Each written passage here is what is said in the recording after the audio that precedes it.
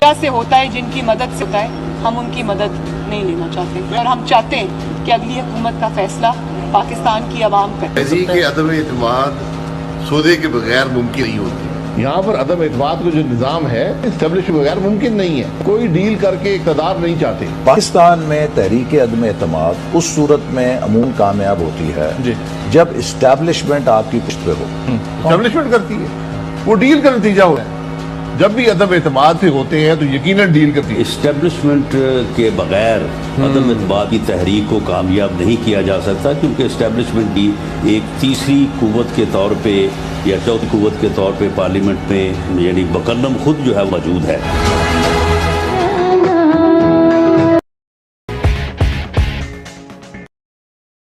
ये सवाल पूछता हूं, कौन किसको बदनाम कर रहा है? और उसके बाद